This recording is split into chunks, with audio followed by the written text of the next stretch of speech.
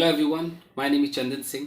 क्या जितने भी बिगनर्स हैं जिनको वाकई प्रॉब्लम है इंग्लिश न्यूज़पेपर को समझने में, तो उनके लिए मैं ये सीरीज़ शुरू कर रहा हूँ। हालांकि मैंने बहुत सारे ऑलरेडी अपलोड कर दिए हैं न्यूज़पेपर, बट ये मैं पार्ट 1 पार्ट 2 करके चलाऊँगा। और एक फ़ोल्डर रहेगा कि newspaper reading only for beginners, ये मेरे प्लेलिस्ट में होगा। तो उस फोल्डर में जाकर बिगनर्स आराम से इसको फॉलो करेंगे। 100-200 पढ़ते पढ़ते इनको आदत हो जाएगी। हर एक सेंटेंस ऐसे रट सा जाएगा, समझ जाएंगे, चाहे वो क्लॉज हो, फ्रेज हो, छोटे छोटे स्ट्रक्चर हो, कुछ भी हो। तो इसको आई होप कि मैं भी इसे कंप्लीट करूं, हमेशा लाता रहूं। तो चलिए शुरू करते हैं गाइस। Thank you. तो मैंने एक आर्टिकल उठाया है और मैं हमेशा इस तरह की न्यूज़ लाऊंगा जो स्टोरी टेलिंग टाइप हो, जिसमें आपको टेंसेस, पैसिव और कुछ एडवांस स्ट्रक्चर्स हमेशा मिलेंगे। आज जो न्यूज़ है इसमें देखिए आपको क्या कुछ सीखने को मिलेगा। पहले तो मैंने इसमें कुछ वोकैबुलरी तैयार किए हैं जो शायद आपको नहीं आते होंगे, तो मैं आपको बता दूं। इसमें आपको एक वर्ड मिलेगा फ्यूजिटिव। तो फ्यूजिटिव का मतलब होता है तड़ीपार, यानी कि जो भगोड़ा है, जो भाग गया हो। एक वर्ड आपको मिलेगा डिपोर्ट। डिपोर्ट का मतलब होता है देश से निकाल देना, उसको डिपोर्ट कर देना। एक है एक्स्ट्राडाइट, इसका मतलब होगा भागे हुए जो विदेशी अपराधी को योग्य अधिकारी के हाथ में सौंपना।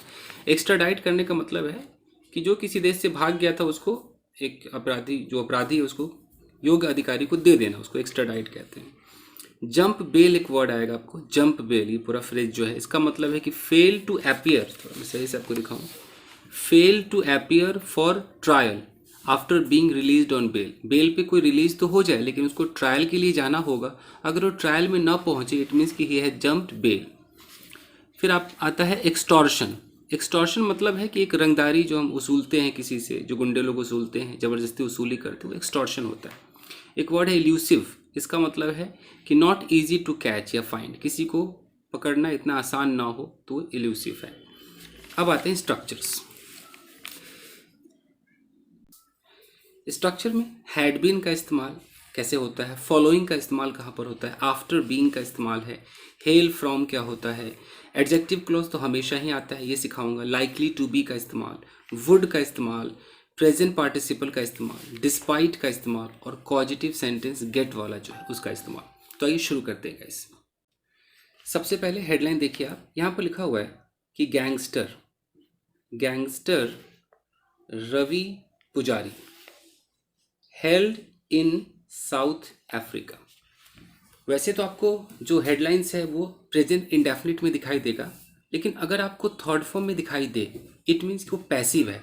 और पूरा ग्रामर में वो पैसिव दिखाई नहीं देगा, आपको अंदाजा लगाना होगा।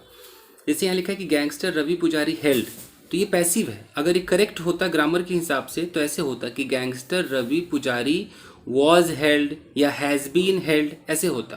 यानी कि इसको पकड़ लिया गया है इन साउथ अफ्रीका। अब आगे देखते हैं क्या कहानी है। देखिए, फ्यूजिटिव गैंगस्टर रवि पुजारी। फ्यूजिटिव का मतलब है जो तड़ीपार है, भगोड़ा है, तो भगोड़ा गैंगस्टर जो कि Ravi Pujari has been arrested in South Africa. पहले यहाँ तक देखते हैं। अब ये जो हैज़ बीन अरेस्टेड है, इसे हम बोलते हैं प्रेजेंट परफेक्ट का पैसिव। और ये उसका, ये जो फ्यूजिटिव गैंगस्टर रवि पुजारी है, ये सब्जेक्ट है। और पैसिव के अंदर जो सब्जेक्ट दिखाई देता है वो डूअर नहीं होता है, वो रिसीवर होता है, यानी कि वो ऑब्जेक्ट है जो सब्जेक्ट की जगह आता है। तो फ्यूजिटिव जो तड़ीपार जो गैंगस्टर रवि पुजारी है उसको गिरफ्तार कर लिया गया है। हैज़ बीन अरेस्टेड का मतलब गिरफ्तार कर लिया गया है। अब फिर इन से जगह का नाम दिखा रहा है कि इन साउथ अफ्रीका, तो साउथ अफ्रीका में ऐसा किया गया है। ठीक है, तो ये अफ्रीका तक हो गया। अब फिर एंड है, देखिए, and was being brought to India by a team of officials. यहाँ पर कॉमा पे रुकते हैं। देखिए, एंड वॉज बीइंग, अब एंड के बाद यहाँ वॉज क्यों लगा। अब अगर सेंटेंस बदल जाए, कहने का मतलब है कि यहाँ पर जो टेंस था वो था हैज़ बीन अरेस्टेड, तो ये तो प्रेजेंट परफेक्ट का था पैसिव। अब हमें कोई दूसरा पैसिव लगाना है और हमें एंड भी लगा दिया, तो फिर उसका हेल्पिंग वर्ब लगाना पड़ेगा। अगर ये सेम होता तो एंड के बाद कोई हेल्पिंग वर्ब नहीं लगता, सीधा अरेस्टेड एंड बीटन ऐसे हो जाता। लेकिन जब ये अलग है पैसिव, अलग टेंस का, और यहाँ अलग टेंस है, तो एंड से ये तो हम हो गया कि हम ये जो सब्जेक्ट है इसको नहीं लगाएंगे, लेकिन उस पैसिव का हेल्पिंग वर्ब जरूर लगाएंगे। तो वॉज बीइंग ब्रॉट, तो उसे वॉज बीइंग ब्रॉट का मतलब है पास्ट कंटिन्यूअस का पैसिव, कि उसे लाया जा रहा था टू इंडिया, इंडिया लाया जा रहा था by a team of officials, कुछ ऑफिशियल्स थे उनके टीम के द्वारा। अब यहाँ पर कॉमा लगाकर लिखा है कि including senior IPS officers from Karnataka. इसका क्या मतलब है कि वो जो टीम है उनमें कोई और भी शामिल था। कौन शामिल था? एक सीनियर आईपीएस ऑफिसर्स थे, वो कर्नाटका के थे, तो कुछ होंगे सीनियर आईपीएस ऑफिसर्स। इंक्लूडिंग का यही मतलब होता है कि किसी मतलब एक ग्रुप में से किसी को अगर हमें हाईलाइट करना है तो इंक्लूडिंग डालकर दिखा दीजिए। फिर कॉमा के बाद लिखा है कि अ top police officials said on Sunday, और ये बात किसने कही? एक टॉप लेवल का पुलिस ऑफिशियल है, उसने संडे को ये बात कही कि ये सब हुआ है। क्लियर है? अब देखिए, अब है कि पुजारी is wanted in many cases in different parts of the country. Comma पे रुकते हैं। ये जो आप देख रहे हैं ना कि पुजारी इज वांटेड, ये वांटेड क्या है? एक तो आपका वांटेड होता है कि भाई मैं जाना चाहता था, वांटेड टू गो। ये जो वांटेड है इसका मतलब है कि वो मतलब पुलिस डिपार्टमेंट को उसकी तलाश थी। जैसे कोई मुजरिम वांटेड होता है ना, आपने सुना होगा कि वांटेड है, तो उसको ये टाइटल दिया जाता है वांटेड। तो यहाँ पर इज के बाद लोगों को ये थर्ड फॉर्म लग रहा होगा, बट ये ऐसा है नहीं कि वो थर्ड फॉर्म वाली फीलिंग ये नहीं दे रहा है, ये एडजेक्टिव का काम करता है। मैं आपको समझाता हूँ जरा। देखिए, कुछ ऐसे वर्ब के थर्ड फॉर्म होते हैं जो काम करते हैं एडजेक्टिव का। एडजेक्टिव कैसे? अगर मैं कहता हूं बर्न्ड, बर्न्ड, बर्न्ड का मतलब हो गया जला हुआ। तो एक तो इंसान ऐसे समझता है कि भैया बर्न वर्ब की फर्स्ट फॉर्म हो गई, बर्न्ड वर्ब की सेकेंड फॉर्म हो गई, और यही बर्न्ड वर्ब की थर्ड फॉर्म हो गई। लेकिन अगर मैं ऐसे बोलूं कि ही इज बर्न्ड, तो इसका मतलब है कि वह है बर्न्ड, जला हुआ। तो ये जो बर्न्ड है यहाँ पर ये वर्ब की थर्ड फॉर्म नहीं है, ये देखने में थर्ड फॉर्म लग रहा है, ये काम कर रहा है एडजेक्टिव का कि वो जला हुआ है। अगर मैं पैसिव में इसको बोलूँ तो भी ऐसा ही दिखाई देगा कि ही इज बर्न्ड, उसे जलाया जाता है। लेकिन आपको सेंटेंस के हिसाब से समझना होगा। जैसे मैं बोलूँ कि दिस चेयर इज ब्रोकन, तो इस सेंटेंस के दो मतलब निकलते हैं। एक हो गया कि यह कुर्सी टूटी हुई है, यानी कि जो कुर्सी है अभी इस कुर्सी की अवस्था क्या है कि ब्रोकन है, तो ब्रोकन एडजेक्टिव है। ये कुर्सी के बारे में क्वालिटी बता रहा है, एक्स्ट्रा इन्फॉर्मेशन दे रहा है कि कुर्सी है, द चेयर इज क्या? ब्रोकन, टूटा हुआ है, टूटी हुई कुर्सी है। और पैसिव के अंदर क्या होगा कि the chair is broken daily, कुर्सी को रोज तोड़ा जाता है, ऐसे भी होता है गाइस। तो इसीलिए जो वांटेड है ये थर्ड फॉर्म में ये एक एडजेक्टिव है, ये उसकी क्वालिटी बता रहा है कि कोई बंदा वांटेड है, ही इज वांटेड। तो वांटेड का मतलब भैया अब उसकी तलाश है पुलिस को, ही इज वांटेड। जैसे अगर हम कहते हैं कि ही इज मैरिड, तो फिर मैरिड का मतलब है शादीशुदा, तो ही मतलब वह, इज मतलब है, वह है शादीशुदा, ऐसे बोलते हैं। चलिए आगे बढ़ते गए इसे। अब देखिए इंक्लूडिंग बार बार आता है, इंक्लूडिंग कर्नाटका। अब यहाँ क्या है कि डिफरेंट पार्ट्स ऑफ कंट्री, अब कंट्री के कई हिस्सों में पुजारी इज वांटेड, वो वांटेड है, कई हिस्सों में उसकी तलाश है, जिसमें से एक और है कर्नाटका भी उसमें से एक है। तो इंक्लूडिंग का मतलब शामिल करते हुए। अब देखिए, he had been on the run for over 15 years. अब ही हैड बीन एक आपका होता है पास्ट परफेक्ट कंटिन्यूस, वहाँ भी हैड बीन है, एक इसका पैसिव, और ये तो तीन इस्तेमाल हैड बीन के मैं आपको भी सिखाऊंगा। तो he had been on the run, run on the run का मतलब है कि वो फरार, तो फरार रहा था ओवर 15 ईयर्स, यानी कि 15 साल से फरार था। And was deported to Senegal in West Africa. And was deported, ये आपका पास्ट इंडेफिनिट का पैसिव है, वॉज डिपोर्टेड, उसे डिपोर्ट कर दिया गया। डिपोर्ट का मतलब होता है कि एक जगह से निकाल दिया गया, और डिपोर्ट करके कहाँ भेजा गया? सेनेगल, जो कि वेस्ट अफ्रीका में है। फॉलोइंग हिज अरेस्ट, फॉलोइंग यहाँ एक प्रेपोजिशन का काम कर रहा है। फॉलोइंग का मतलब है होने पर, उसके बाद, आफ्टर दैट वाली फीलिंग देता है। तो फॉलोइंग हिज अरेस्ट का मतलब उसके अरेस्ट के बाद उसे वेस्ट अफ्रीका भेज दिया गया। एंड लेटर एक्स्ट्राडाइटेड, और एक्स्ट्राडाइट का मतलब है कि किसी जो विशेष अधिकारी हैं उनको सौंप दिया गया, उसे एक्स्ट्राडाइट कर दिया गया।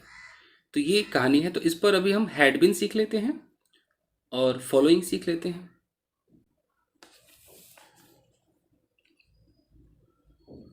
सो गाइड, हैड बीन तीन इस्तेमाल है। पहला इस्तेमाल हैड बीन का होता है पास्ट परफेक्ट कंटिन्यूअस। एग्जाम्पल के तौर पे मैं बोलूँ कि he had been working here for 5 years। इसका मतलब है कि वो यहाँ काम कर रहा था फॉर 5 years, 5 साल से वो काम कर रहा था। यानी कोई बंदा है, काम कर रहा था, फिर उसका काम कंप्लीट हो गया, उसने काम अपना पूरा कर लिया। अब मुझे बस ये गिनवाना है कि ये यहाँ से लेके यहाँ तक ये काम कर रहा था, तो टोटल से 5 साल हो गए। तो 5 साल से वो काम कर रहा था। मैं 2 घंटे से तुम्हारा इंतज़ार कर रहा था, यानी कि मेरा इंतज़ार ख़त्म हो गया, बट 2 घंटे तक तो चला।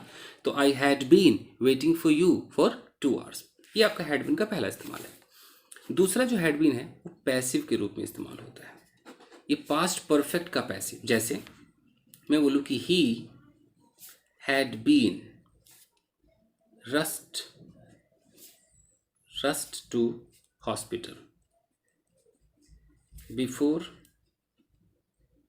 Police reached.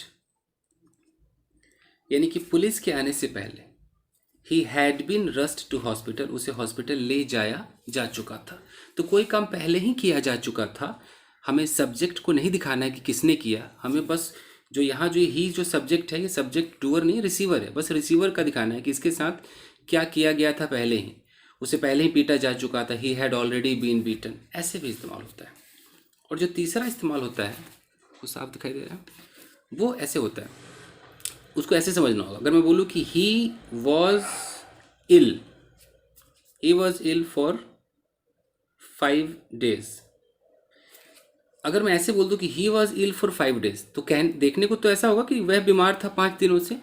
लेकिन ये जो फॉर 5 days है, अगर ये टाइम आ जाएगा तो फिर ये सेंटेंस गलत हो जाएगा।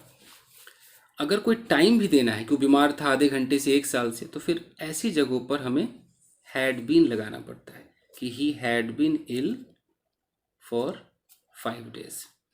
अगर हमें टाइम नहीं देना है तो सीधा ऐसे बोलो, भैया बीमार था, ही वॉज इल, बस बिना टाइम के वो बीमार था। लेकिन वो कितने दिनों से बीमार था, उसमें हैड बीन। तो कोई मतलब आपको ऐसे बोलना है कि ही हैड बीन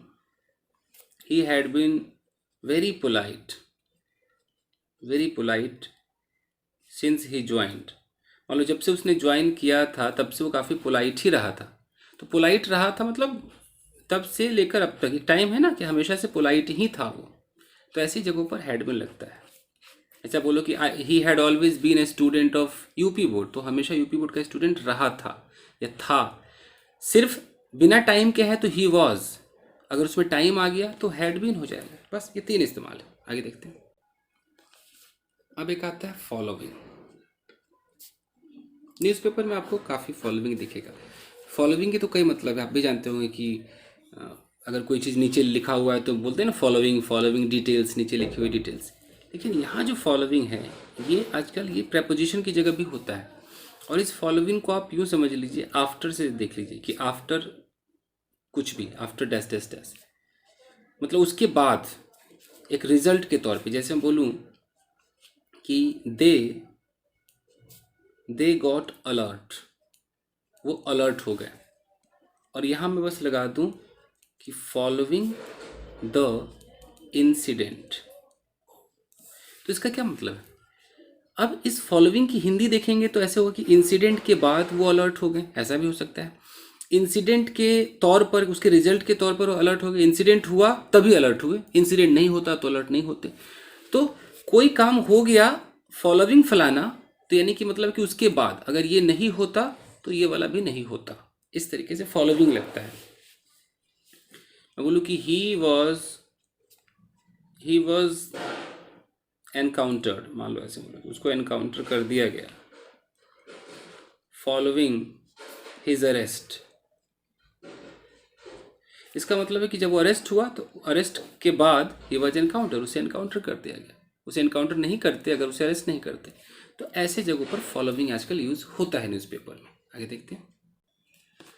न्यूज़पेपर में आजकल आफ्टर बीइंग भी खूब चला हुआ है। आफ्टर बीइंग, ये छोटे छोटे आपको स्ट्रक्चर्स, फ्रेजेज आनी चाहिए। आफ्टर बीइंग का मतलब है होने के बाद, होने के बाद। लेकिन इसमें सब्जेक्ट एक ही होना चाहिए। जैसे कि मैं बोलूँ कि after being beaten he went away. From there. इसका मतलब है कि पिट जाने के बाद वो वहाँ से चला गया। तो जब भी आप बोलेंगे आफ्टर और जब आप बीइंग लगाएंगे आफ्टर बीइंग, तो यहाँ पर वर्ब की थर्ड फॉर्म आपको लगानी है, फिर कॉमा लगाएंगे, उसके बाद फिर अगला जो सेंटेंस है वो देंगे। जैसे आफ्टर बीइंग इंसल्टेड, इंसल्ट होने के बाद ही स्टार्टेड क्राइंग, वो रोने लगा। तो अब समझ में आया, आफ्टर बीइंग उसी बंदे की इंसल्ट हुई, वही बंदा रोने लगा। सब्जेक्ट एक ही होना चाहिए। चलिए, तो यहां तक हो गया। अब देखिए, he jumped bail in Senegal last year after being arrested there. देखिए, तो आफ्टर बीइंग अरेस्टेड का मतलब है कि अरेस्ट होने के बाद ही जम्प्ड बेल, तो एक ही बंदा है, ही नाम का जो बंदा है वही अरेस्ट हुआ और उसी ने बेल को जंप किया। तो एक ही सब्जेक्ट जब दो काम करे, ओके। तो आफ्टर बीइंग अरेस्टेड, अरेस्ट होने के बाद, देयर वहां पर, ही jumped bell in Senegal last year, तो लास्ट ईयर सेंगल में उसने क्या किया, बेल जंप किया, यानी कि ट्रायल पर नहीं गया। ये बात है। अब देखिए, we are coming with him. अब पुलिस वाले कह रहे हैं कि हम उसके साथ आ रहे हैं फ्रॉम सेंगल, यानी कि सेंगल से हम आ रहे हैं। नाउ इन पेरिस, अभी हम पेरिस में हैं। कमिंग बाय एयर फ्रांस, मतलब फ्रांस के उस एयर से आ रहे हैं। एंड वुड बी देयर, यानी कि इंडिया में होंगे बाय मिडनाइट, मिडनाइट तक इंडिया में होंगे। द पुलिस ऑफिशियल, एक पुलिस वाले ने, who is a part of team, जो कि टीम का हिस्सा है, टोल्ड पीटीआई, उसने पीटीआई से कहा। पुजारी, फिर है हु हेल्स फ्रॉम कर्नाटका। अब पुजारी, फिर ये जो हु है, ये हु से लेकर और ये जो कर्नाटका तक जो है, इसे हम बोलते हैं एडजेक्टिव क्लॉज। ये एडजेक्टिव का काम कर रहा है, ये रिलेटिव प्रोनाउन है, और ये जो क्लॉज है ये इस पुजारी के बारे में इंफॉर्मेशन देता है। इससे छोटे छोटे क्लोजेस आपको मिलेंगे।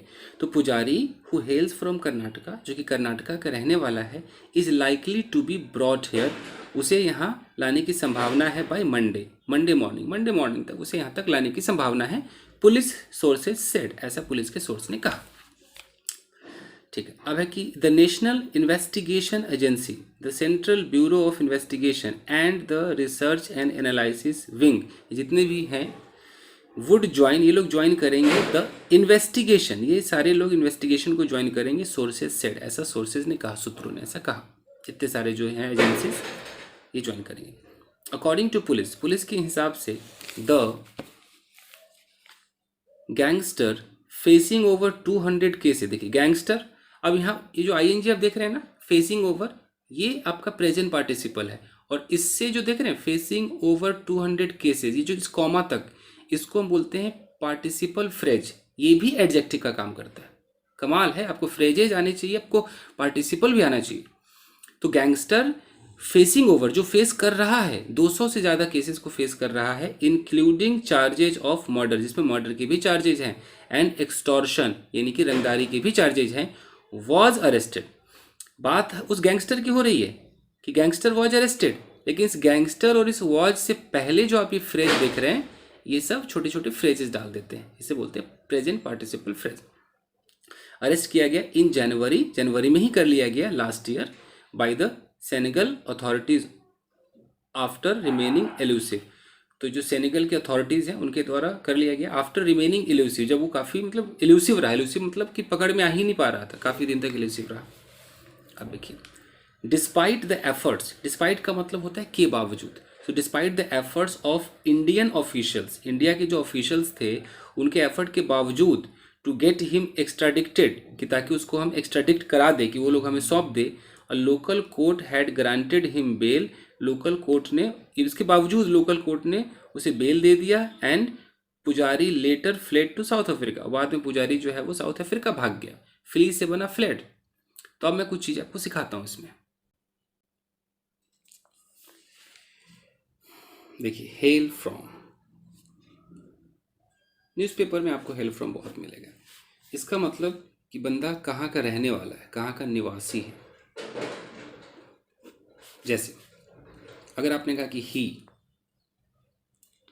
तो प्रेजेंट इंडेफिनिट वाला इस्तेमाल होगा, तो ही है तो थर्ड पर्सन है तो हेल्स कर दीजिए कि ही हेल्स फ्रॉम बिहार, वो बिहार का रहने वाला है।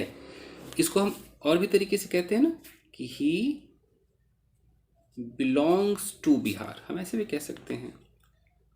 कई लोग बिलोंग के बाद फ्रॉम लगाते हैं, फ्रॉम गलत है, इसके साथ फिक्स्ड प्रेपोजिशन टू लगता है। कई लोग बड़े बड़े पढ़े लिखे भी मैंने देखे हैं, स्पोकन इंग्लिश में उनके मुंह से निकल जाता है ही बिलोंग्स फ्रॉम, ऐसे निकलता है, बट वो गलत है, बिलोंग्स टू होता है। अगर मैं बिलोंग करता हूँ तो फिर आई के साथ बिलोंग्स नहीं बिलोंग होगा, क्योंकि एस तो थर्ड पर्सन के साथ लगेगा। कि आपने बोला कि भाई आई, मैंने कहा आई बिलोंग टू बिहार, मैं बिहार से बिलोंग करता हूँ, तो आई बिलोंग टू और ही बिलोंग्स टू। ठीक है जी। तो हेल फ्रॉम, मैं अगर बोलूँ कि वो यूपी की रहने वाली, तो शी हेल्स फ्रॉम यूपी, हो गया, ये होता है आपका हेल फ्रॉम। अब आते हैं हम likely to be. Likely to be का इस्तेमाल किया है, तो ये तो पैसिव है, इससे पहले आपको एक्टिव समझना होगा। तो एक्टिव में आपको समझना होगा कि सिर्फ लाइकली टू, इसका मतलब होता है कुछ भी होने की संभावना है। संभावना मतलब कि ऐसा लग रहा है कि ऐसा होगा यार। मैं बोलूँ कि he is likely to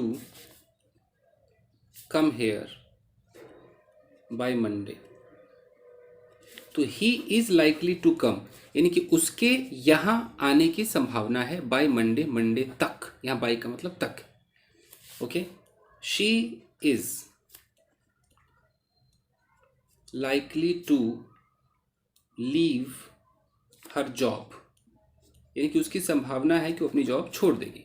likely to का मतलब काम हुआ नहीं है, काम तो फ्यूचर में ही होगा, बट ये संभावना है।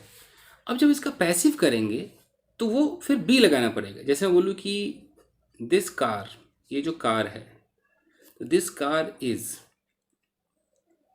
Likely to be sold by Monday, तो इस कार को मंडे तक बिक जाने की संभावना है। तो लाइकली टू बी सोल्ड, उसके पिटने की संभावना है, तो he is likely to be beaten, उसके पिटने की संभावना है। ये होता है आपका। आगे देखते हैं।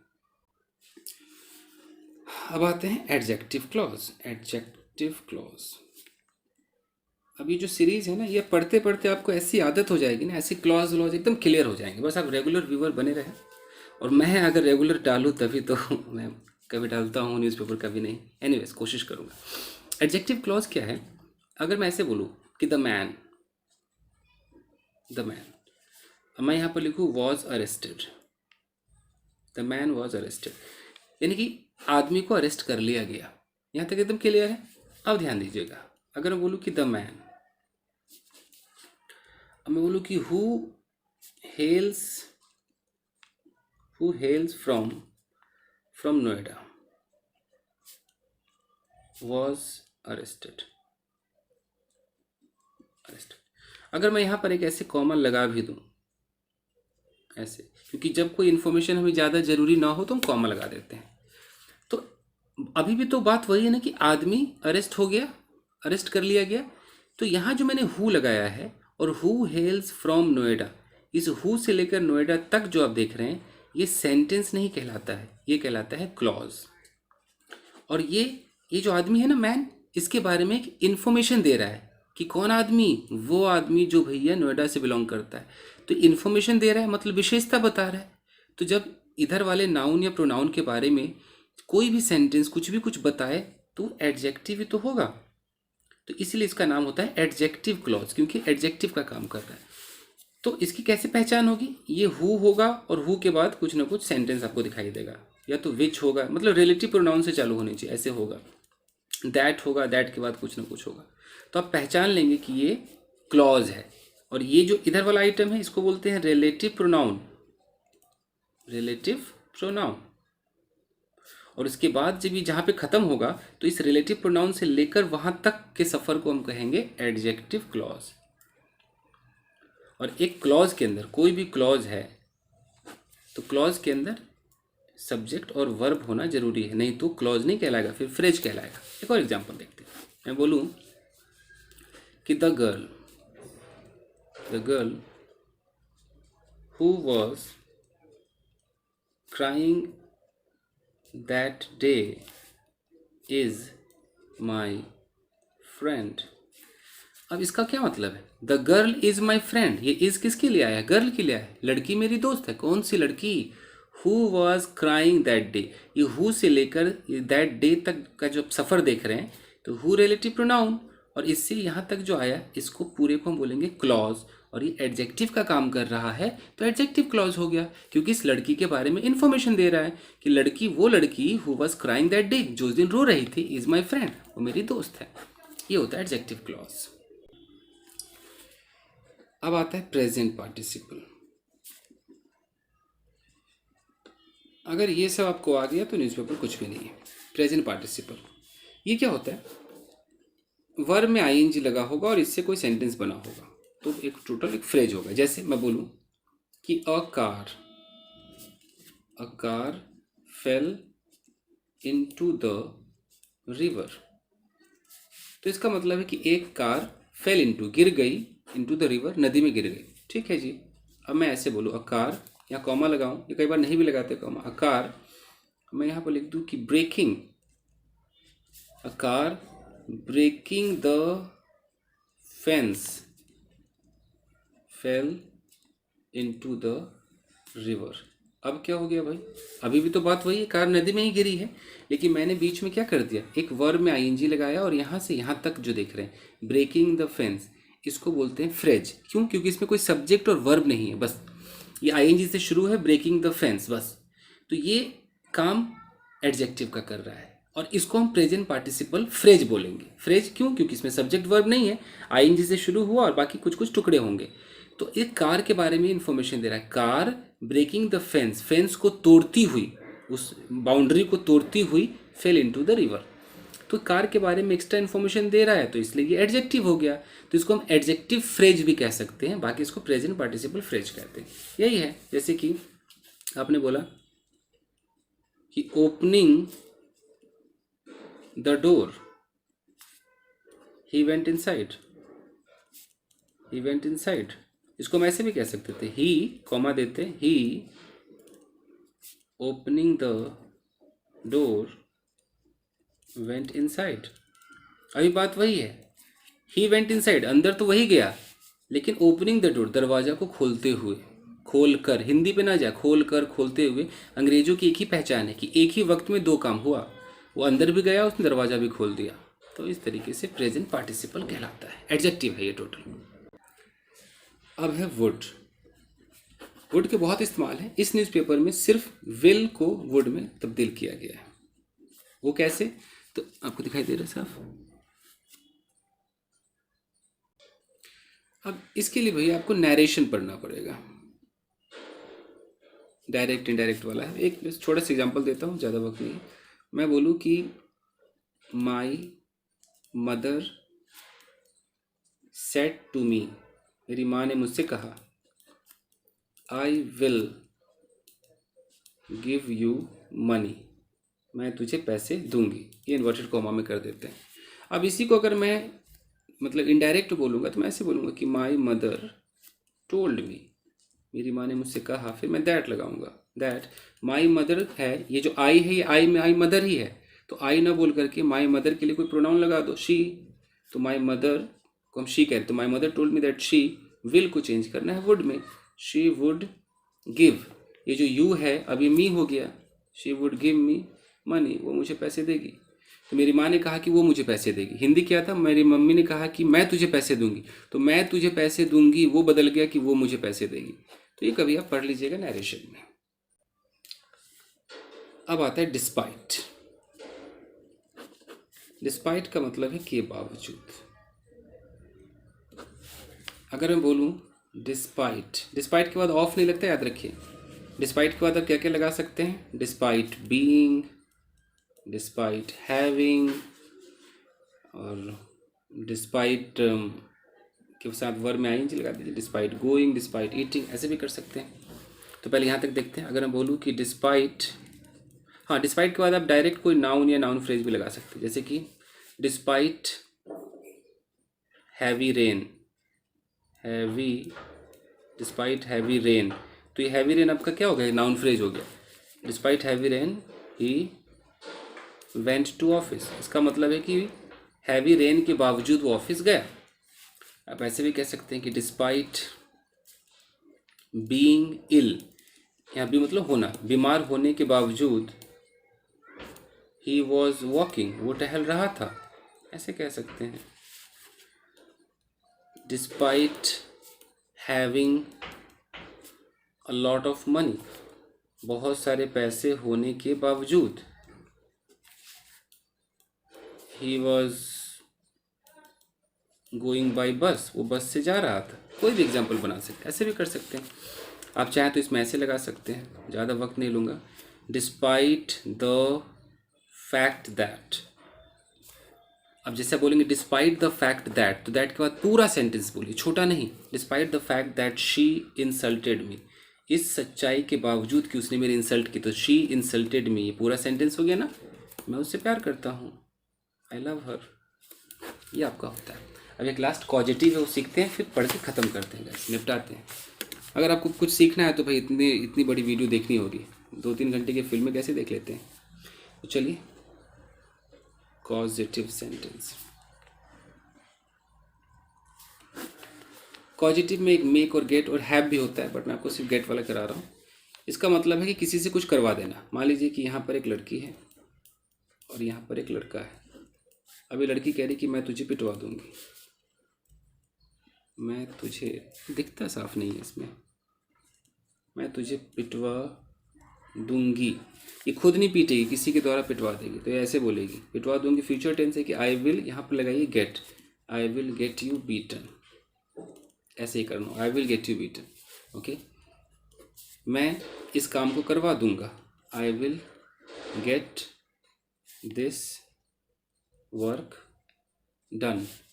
मैं अपना मोबाइल रिपेयर करवा रहा हूँ, I am getting my mobile repaired. पढ़ाने वाला आइटम ख़त्म। अब जो थोड़ा सा बचा है वो देख लेते हैं, पढ़ लेते हैं। चलिए, यहाँ लिखा है कि police sources on Sunday set, police के सूत्रों ने संडे को कहा द गैंगस्टर वॉज नैब्ड। यहाँ पास्ट इंडेफिनिट का पैसिव है, नैब्ड मतलब दबोच लेना, तो गैंगस्टर को दबोच लिया गया फ्रॉम अ विलेज, एक गांव से, इन अ जॉइंट ऑपरेशन, एक जॉइंट ऑपरेशन था, by the south African and the Senegalese police, ये दोनों मिलकर के ऑपरेशन किया, उसके अंदर पकड़ लिया। After he was brought to Senegal, जब उसे सेनेगल लाया गया उसके बाद the Indian team completed extradition formalities, उन्होंने एक्सट्राडिशन फॉर्मेलिटीज़ पूरी की कि भाई सौंपा जाएगा तो कुछ फॉर्मेलिटीज़ है। दे एडेड, ऐसा उन लोगों ने कहा, पुलिस वालों ने। पुजारी was initially associated with gangster छोटा राजन, वो एसोसिएटेड था यानी कि वो जुड़ा हुआ था छोटा राजन से, but he has also worked for fugitive underworld don Dawood Ibrahim, लेकिन उसने काम किया है, ही हैज़ ऑल्सो वर्कड, उसने काम किया है फ्यूजिटिव, जो भगोड़ा है, अंडरवर्ल्ड डॉन यानी कि जो गायब है यहाँ से, तड़ी पार है, दाऊद इब्राहिम, उसके लिए भी काम किया है। बस ये है। ठीक है दोस्तों, आज के लिए इतना ही, मिलता है अगले वीडियो में। Till then take care, keep practicing and have fun. Thank you guys.